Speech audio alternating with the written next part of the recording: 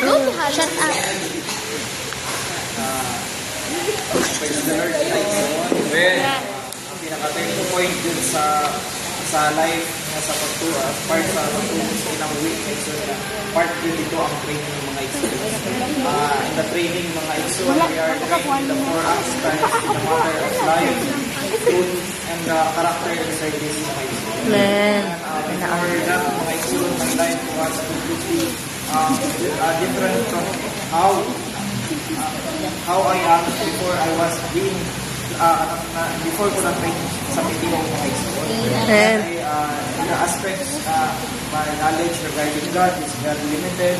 So my pag-agitay mga igsoon, limited lang po. But after the training, it gives me kanang eye-opener mga igsoon, how precious our God mga igsoon. And dito sa training mga igsoon, man, ma-appreciate na nimo ang time mga igsoon na pag-gather sa mga truth, not as a matter of knowledge mga igsoon, but as a life mga igsoon nga ma-receive nimo mga igsoon aron mahimo kang motulo sa imong but kani mga igsoon kaning pag-training dito nahimo na siyang foundation of what we are now mga igsoon. Even sa circumstances karon mga igsoon, but nga maagian isang magdalisod, but kanang tungod mga igsoon nato nga training naghatag ng foundation nga makapabiling gyapon sa Ginoo. Amen. Kanang training mga igsoon mga mga igsoon aron man mabansay ta adlaw-adlaw diha sa Ginoo.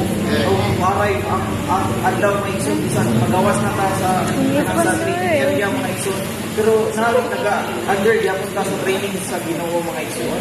Ginabansay gyapon ta aron mahimpit ta mga igsoon. Unang dayon ni Ginoo mga igsoon nga dayon kay Ginoo mga igsoon nga aron sa tuyo pud mga igsoon ang matag-usa kanato mahimo sa makatulog sa uban, mahimo sa makatiman sa uban mga igsoon. Manang ginahanglan jud ang matag-usa kanato training mga igsoon nga aron mahimo kang ma-fully equipped sa kamaturan mga igsoon na siyang asuyar mga igsoon. Mahimo sa tang magamit mga igsoon bisan pa man sa buhat sa pagpangalaga mga igsoon. We are di pa kasama ka karon mga igsoon na karon mga pagno o Timothy mga igsoon na mga igsoon mga Timothy mga igsoon magpupun jud ta og mga good deposits mga igsoon aron mahimo sab nato ning magamit mga igsoon sa bisan pa man sa pag-training o hangtod sa umalawon mga igsoon. Kay gud kay Ginoo mga igsoon nga ang batay sa training dili lang na siya kausa mga igsoon. Unang adlaw-adlaw tan gibayad sa Ginoo ug magkinabuhi nga nailalo mga igsoon sa hiniusang pagkinabuhi. Kay ang pag-training man mga igsoon dili lang siya matter sa individualism mga igsoon. But training living in a corporate life mga igsoon. Sa tuyo nga sa training karon mabansay ta unsaon nga mahimo ta ma-harmonize sa uban mga igsoon.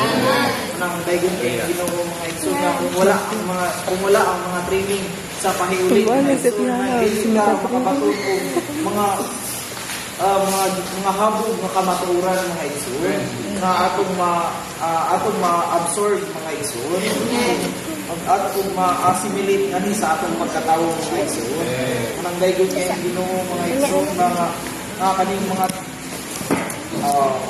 Lord Jesus